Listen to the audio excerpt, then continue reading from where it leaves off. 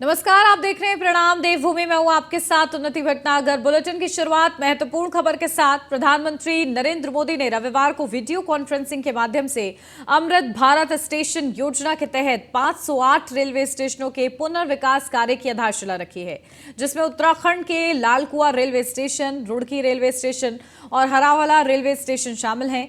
Lalkuan station पर आयोजित कार्यक्रम में मुख्य अतिथि के रूप में केंद्रीय रक्षा राज्य मंत्री अजय भट्ट, विधायक, रेलवे के अधिकारी और भारी संख्या में लोग मौजूद रहे। तो वहीं हरावला रेलवे स्टेशन पर आयोजित कार्यक्रम में मुख्यमंत्री पुष्कर सिंह धामी और राज्यपाल गुरमीत सिंह शामिल हुए। बता दें, 30 करोड़ की लागत से देहरादून के हरावला स्टेशन का, 29 करोड़ की लागत से हरिद्वार के रुड़की रेलवे स्टेशन और 23 करोड़ की लागत से नैनीताल जनपद के लालकुआ स्टेशन का कायाकल्प होगा।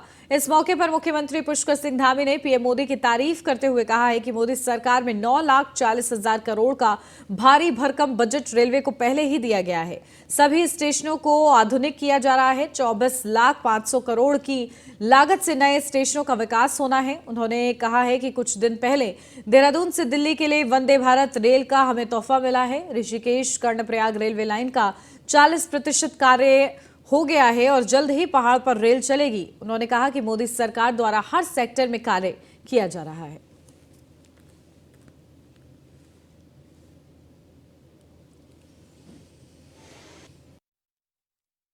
आज जिस प्रकार से न केवल रेलवे बल्कि इंफ्रास्ट्रक्चर के क्षेत्र में सशक्त बनाया जा रहा है इंफ्रास्ट्रक्चर को, वह अभूतपूर्व है। और मैं कहूं भूतो न भविष्यति। और विपक्ष में रहने वाले लोगों ने अगर हम पूर्व का इतिहास खगा लेंगे तो रेलवे को हमेशा मोल भाव के लिए इस्तेमाल किया है। हमने पूर्व में देखा है कैसे रेलवे के जरिए सरकार के सहयोगियों को शांत किया जाता था। भली भांति हम जानते हैं रेलवे को राजनीति का अखाड़ा बनाया जाता था। इन कुचक्रों ने रेलवे को जो विकास की ओर ले जाना था उसको लगातार प्रभावित करने का काम किया और देश की लाइफलाइन कहने जाने वाली ये रेल व्यवस्था को राम भरोसे छोड़ने का काम भी इन विपक्ष की सरकारों ने किया है। भाइयों बहनों, मुझे याद है मैं जब विद्यार्थी था लगातार रेलवे से ही यात्रा किया करता था। लखनऊ में मैं जब पढ़ता था तो मैंने देखा किस प्रकार से रेलवे का सिस्टम है, किस प्रकार की वहां पर अव्यवस्थाएं थी। लेकिन आज भारतीय रेल तेजी से बदल रही है, इसका स्वरूप बदल रहा है और आज का जो नेटवर्क है उसको देखकर गर्व होता है। वंदे भारत इसका प्रत्यक्ष प्रमाण है कि इस ट्रेन की मांग तो अब दूसरे देश भी करने लगे हैं। भाइयों बहनों, स्वच्छ भारत अभियान का रेलवे पर इतना व्यापक असर हुआ है यह पहले कभी किसी ने सोचा भी नहीं होगा। आज ट्रेनों में जो बायो टॉयलेट यूज किए जा रहे हैं, क्या पूर्व की सरकारें इस बारे में सोच नहीं सकती थी? वह भी कर सकती थी, लेकिन इच्छा शक्ति न होने के कारण से इस प्रकार के कदम नहीं उठाए गए और ये काम कभी पूरा नहीं होने दिया गया। भाइयों बहनों, आज रेल आधुनिक हो रही है, सुविधाओं को विश्व स्तरीय किया जा रहा है।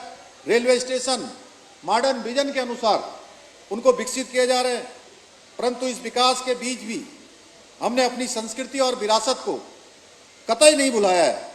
मुझे यहाँ भी बताया गया और जिस प्रकार से मेरी बात हुई है, जिन स्टेशनों की आज पुनर्विकास की नींव रखी जा रही है, उन्हें जो हमारी स्थानीय संस्कृति है, विरासत है, वास्तुकला के आधार पर उनको विकसित किए जाने का काम किया जा रहा है। उनको विकास की ओर ले जाने का काम निश्चित रूप से एक सुखद अनुभव होगा। भाइयों बहनों, हमारी डबल इंजन की सरकार अंतिम छोर में खड़े हुए व्यक्ति को विकास की मुख्य धारा से जोड़ने के लिए तमाम योजनाओं को धरातल पर उतारने के लिए कार्य कर रही है। हम उत्तराखंड को हिंदुस्तान का श्रेष्ठ राज्य बनाने के लिए काम कर रहे हैं और विकल्प रहित संकल्प के मंत्र को लेकर आगे बढ़ रहे हैं। श्रेष्ठ उत्तराखंड निर्माण के लिए हमें आप सभी के सहयोग और समर्थन की आवश्यकता है। मुझे पूरा विश्वास है कि आप सभी हमें पूर्व की भांति अपना आशीर्वाद, अपना समर्थन और सहयोग हमेशा प्रदान करते रहेंगे और उत्तराखंड की जो विकास की यात्रा आगे बढ़ी है, उस विकास की यात्रा को आप गति प्रदान करने का काम करेंगे और हमारा जो गंतव्य है, आज रेलवे के अवसर पर मैं कहना चाहता हूं कि उत्तराखंड हिंदुस्तान का श्रेष्ठ राज्य बनेगा, उस यात्रा के हम सब सहभागी बनकर हम सब उस लक्ष्य को प्राप्त करेंगे। आज जिस प्रकार से न केवल रेलवे बल्कि इंफ्रास्ट्रक्चर के क्षेत्र में सशक्त बनाया जा रहा है इंफ्रास्ट्रक्चर को, वह अभूतपूर्व है और मैं कहूं भूतो न भविष्यति। देश के अंदर हर क्षेत्र में कायाकल्प किया है। रेलवे में भी उनका जिस प्रकार से 2014 में जहां 40,000 करोड़ रुपए लग रहा है, जिसमें आज 508 रेलवे स्टेशन को कायाकल्प करने का शिलान्यास हुआ है। मेरे उत्तराखंड का 3 रेलवे स्टेशनों का भी जीर्णोद्धार हो रहा है, जिसमें हर्रा वाले में जहाँ पे हम लोग खड़े हैं, यहाँ बहुत पुराना ही रेलवे स्टेशन है। जब ये चारों सुविधाओं से, हर सुविधाओं से सुसज्जित होगा तो यहाँ की जनता को, यहाँ के क्षेत्र को, आने वाले नागरिकों को, पर्यटकों को एक नया आभास उनको होगा। इसके लिए मैं माननीय यशस्वी प्रधानमंत्री जी का बहुत आभार व्यक्त कर रहा हूँ, माननीय मुख्यमंत्री जी का आभार व्यक्त कर रहा हूँ। निश्चित रूप से हमारे इन रेलवे स्टेशन जो पौराणिक और पुराने रेलवे स्टेशन हैं, उनके जीर्णोद्धार से और रेलवे के लिए एक नया आभास हमें होगा। फिर से उनका देख रहे हैं कि जब से मोदी जी आए हैं, हमारे यशस्वी प्रधानमंत्री नरेंद्र मोदी जी के नेतृत्व में भारत बदल रहा है। Road connectivity, rail connectivity, air connectivity, water connectivity के मामले में भारत प्रगति कर रहा है और 2025 तक अमेरिका का मुकाबला हम करेंगे। आप देख रहे हैं रोड कनेक्टिविटी में नए फ्लाईओवर, नए एक्सप्रेस वे बन रहे हैं। रेल कनेक्टिविटी में रेलवे का कायाकल्प हो रहा है। भारत वंदे एक्सप्रेस, हर हफ्ते एक भारत वंदे एक्सप्रेस लॉन्च हो रही है। हमको भी एक मिली है, अभी और भी आगे मिलने की हम उम्मीद रखते हैं। इसी प्रकार आज 508 रेलवे स्टेशनों का शिलान्यास कायाकल्प का माननीय प्रधानमंत्री जी ने किया है, जिस पर लगभग 25,000 करोड़ रुपए का खर्चा आएगा। आप देखेंगे 2014 से पहले रेलवे का कुल बजट 65,000 करोड़ था, जो आज 2,40,000 करोड़ है और रेलवे का पूरा कायाकल्प हो रहा है। इलेक्ट्रिफिकेशन हो रहा है, ब्रॉड गेज हो रहा है और हैवी स्पीड वाली गाड़ियां लॉन्च हो रही है। माल की ढुलाई में भी व्यापक प्रगति हुई है, यात्रियों की संख्या भी बढ़ी है। तो हर क्षेत्र में प्रगति हो रही है। ये बदलते भारत की मोदी जी के नेतृत्व में एक जुड़ा हुआ है और हम भी लोक कलाकार हैं, हमको भी यहाँ पर आज आमंत्रित करा गया और ये आज़ादी के अमृत काल में इस तरह की योजनाओं का शुभारंभ होना सुखद संकेत है और निश्चित रूप से भारत प्रगति के पथ जुड़ा हुआ है और हम भी लोग। प्रधानमंत्री नरेंद्र मोदी ने उत्तराखंड के 3 रेलवे स्टेशनों पर अमृत भारत स्टेशन योजना के तहत होने वाले कामों का वर्चुअली शिलान्यास किया।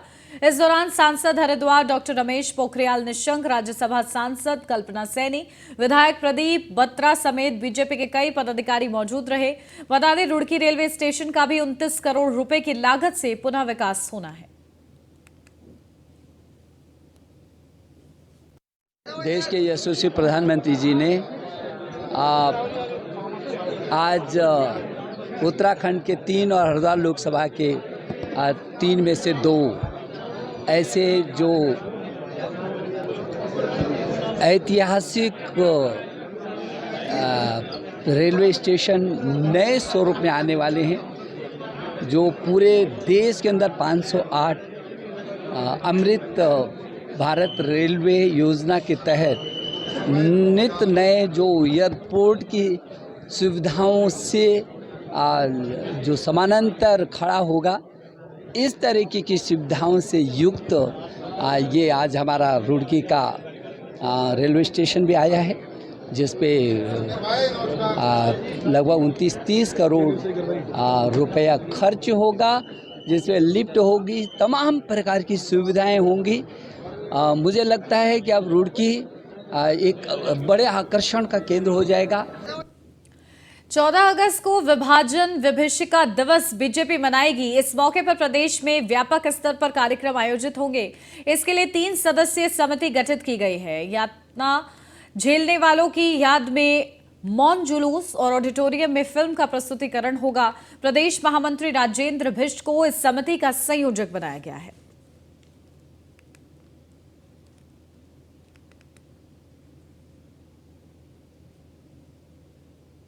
आदरणीय प्रधानमंत्री नरेंद्र भाई मोदी जी के नेतृत्व में जब से केंद्र में भारतीय जनता पार्टी की सरकार आई है और जब हमारे दुर्भाग्यपूर्ण हमारे देश का जब बंटवारा हुआ, उस बंटवारे के बाद बंटवारे की दंश जिन लोगों ने झेला, जो हजारों लाखों लोग उस बंटवारे के दौरान मारे गए, उनको श्रद्धांजलि देने के लिए भारतीय जनता पार्टी पूरे देश भर में विभाजन विभीषिका स्मृति दिवस के रूप में उसको व्यापक रूप से मनाने जा रही है। इसके तहत हमारे प्रदेश में 3 सदस्यीय एक टीम बनाई गई है अपने प्रदेश महामंत्री राजेंद्र बिष्ट के नेतृत्व में, संयोजकत्व में, और इसी प्रकार से जिले और मंडल स्तर पर भी 3 सदस्य समिति का गठन किया जाएगा। इस कार्यक्रम के तहत मौन जुलूस निकाल करके और ऑडिटोरियम फिल्म दिखा करके बंटवारे के दौरान जो लोग मारे गए उनकी स्मृति में उनको श्रद्धांजलि दी जाएगी। टिहरी जिले के सकलाना पट्टी में प्रकृति ने अपना रौद्र रूप दिखाया है, जिससे क्षेत्र में दहशत का माहौल है। दरअसल रविवार सुबह मरोड़ा पुल और सकलाना पट्टी में मलबा आने से एक घर क्षतिग्रस्त हो गया है, जिसमें एक बालक और बालिका दब गए हैं। घटना के बाद दोनों बच्चों को इलाज के लिए अस्पताल भेजा गया, जहां डॉक्टरों ने उन्हें मृत घोषित कर दिया है।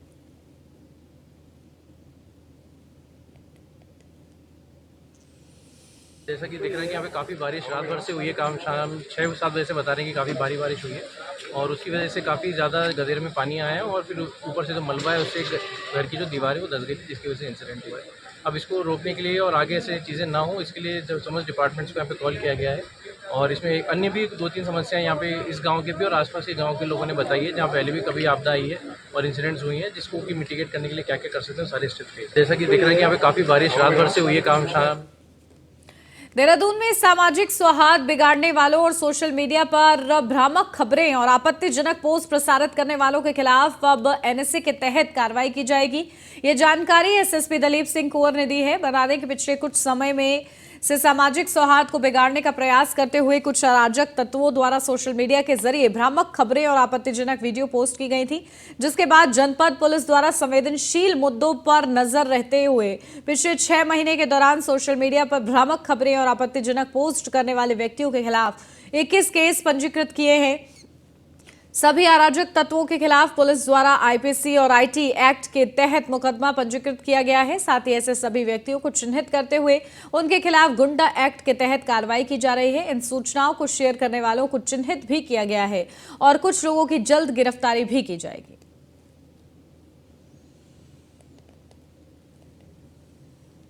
जनपद पुलिस इस संवेदनशील इश्यूज पर हम लोग बहुत सतर्क हैं, बहुत संवेदनशील हैं। आपको अवगत करा दो, पिछले 6 महीने में पूरी जनपद में 21 इस तरह के मामले, इस तरह के इश्यूज को लेकर के कुछ लोगों ने वक्तव्य दिया, कुछ लोगों ने सोशल मीडिया पर जो है फुटेज को प्रचार प्रसारित किया, गलत पोस्ट को मतलब पोस्ट किया गया। इस तरह के कुल 21 मामले हैं। 21 मामलों में से 11 मामले वो हैं जो सोशल मीडिया पर गलत फुटेज और पोस्ट को डाला गया, जिससे कि सांप्रदायिक सौहार्द बिगड़ने की संभावना जिनके आधार पर रहती है। रिसेंटली हम लोगों ने 5 मामले पंजीकृत किए हैं रिसेंट के घटनाक्रम को लेकर के आपके, जिसमें कि 3 सहसपुर के हैं, 2 पटेल नगर के हैं। मैं जनपद वासियों से निवेदन करूंगा कि इस तरह के अगर पोस्ट कोई डाल रहा है या कोई वीडियो वायरल कर रहा है, कृपा करके इन अफवाहों पर ध्यान दें। और जनपद पुलिस बहुत संवेदनशील है और जो भी इसके उत्तरदायी हैं उनके खिलाफ हम बहुत सख्त कार्रवाई कर रहे हैं। किस तरह की कार्रवाई सर? इसमें मैं आगाह करना चाहता हूं ऐसे लोगों, ऐसे एलिमेंट्स को कि इनके विरुद्ध हम लोग आईपीसी आईटी एक्ट के तहत भारत सरकार के निर्देश पर पूरे देश भर में मिशन इंद्रधनुष 5.0 का शुभारंभ किया गया है, जिसके तहत 3 चरणों में उत्तराखंड राज्य के सभी जिलों में मिशन इंद्रधनुष अभियान चलाया जाएगा। तय कार्यक्रम के अनुसार पहले चरण 7 से 12 अगस्त, दूसरा चरण 11 से 16 सितंबर और तीसरा चरण 9 से 14 अक्टूबर तक चलेगा, जिसमें 5 साल तक की आयु तक के ड्रॉप आउट और लेफ्ट आउट और गर्भवती महिलाओं के छूटे हुए टीके लगाए जाएंगे। प्रदेश के हरिद्वार, नैनीताल, उधम सिंह नगर और देहरादून पर विशेष फोकस रहेगा। इसके साथ ही पूरे प्रदेश भर में यह अभियान चलाया जाएगा।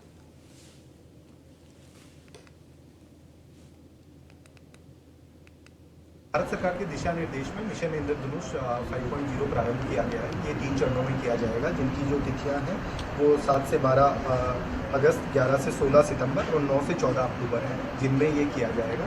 पहले जो चरण है उसमें 7 से 12 अगस्त का जो चरण है उसके लिए लगभग 550 सेशन राज्य भर में आइडेंटिफाई किए गए हैं। अभी तक हम लोग लगभग 8 लाख बच्चों का सर्वे कर चुके हैं, जिनमें लगभग 22,000 ऐसे बच्चे आइडेंटिफाई किए गए हैं जिनको जो टीके में पहले हमारे यहाँ से लेफ्ट आउट हो गए थे उनको हम टारगेट करेंगे। इसके अलावा लगभग 4,700 महिलाएं हैं जिनके भी टीके छूटे हुए हैं, जिनको इस मिशन इंद्रधनुष 5.0 में टारगेट किया गया। जिहाद का मामला सामने आने के बाद बजरंग दल विश्व हिंदू परिषद ने चंबा बाजार बंद कराया है। मौके पर भारी पुलिस बल तैनात रहे। बता दें कि शनिवार रात को 2 समुदाय के युवकों द्वारा नाबालिग को भगाने का प्रयास किया गया। परिजनों की सूझबूझ से नाबालिग लड़कियों को बचाया गया, जिसकी सूचना मिलते ही बजरंग दल विश्व हिंदू परिषद रक्षा दल ने गब्बर सिंह चौक पहुंचकर विरोध जताया और व्यापारिक प्रतिष्ठान बंद करवाए। घटनाएं बढ़ रही हैं और कुछ जिहादी मानसिकता के लोगों द्वारा ऐसे असामाजिक तत्व हैं जो एक सोची समझी रणनीति के तहत यहाँ पर जो है कि लव जिहाद चला रहे हैं और छोटी छोटी नाबालिग बच्चियों को भगाने का यहाँ से काम कर रहे हैं। अभी कल की घटना ले लीजिए, कल रात को ही जो है कि एक चंबा की एक नाबालिग बालिका जो 14-15 साल की बालिका है, उसको भगाने के लिए उसके घर तक के जिहादी पहुँच गए। वो तो उनके परिजनों ने उनको देख लिया, इसलिए वो भाग गए। तो हम पुलिस प्रशासन से और सरकार से मांग करते हैं ऐसी जिहादी सोच के लोगों को पकड़ा जाए और उत्तराखंड से ऐसे जिहादी लोगों को यहाँ से भगाया जाए। घटनाएं बढ़ रही। एक नाबालिग लड़की 14 साल की लड़की को पहला फुसलाकर उसके साथ असली चेट कर रहा था और उसको कमरा बुक कराने की बात करके उसको भगाने के चक्कर में था। वो तभी उनके घर वालों को पता चला और उनके घर वालों ने तुरंत बाहर आके देखा तो तब तक भाग गया था। तो इनकी इतनी हिम्मत बढ़ चुकी है कि ये लोग यहाँ रोज़गार के लिए नहीं, यहाँ की माँ बहन बेटियों को भगाने के लिए आ रहे हैं।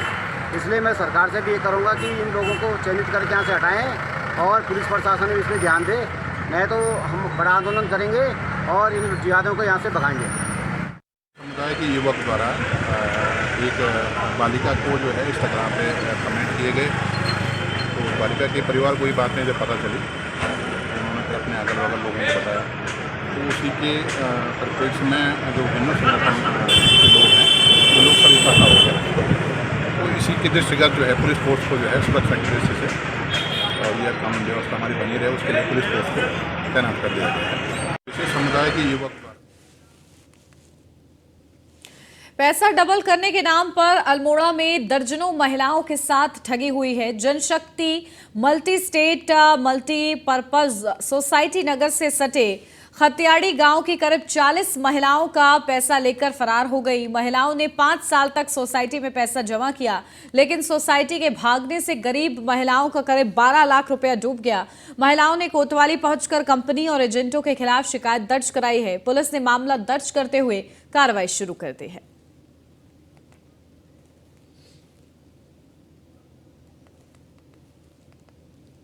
इनके द्वारा शिकायत की जा रही है कि वर्ष 2016-17 में अल्मोड़ा में Janshakti multi state multipurpose cooperative society के नाम से कुछ लोगों ने एक सोसाइटी खोली थी, जिसमें उन्होंने अपने एजेंट बीना महाजन और शंकर सिंह मेहरा के माध्यम से महिलाओं से आरडी के नाम पर धन दोगुना करने के लिए कुछ पैसा एकत्रित किया है, जिसमें करीब 8 लाख रुपए के आसपास पैसा एकत्रित किया है।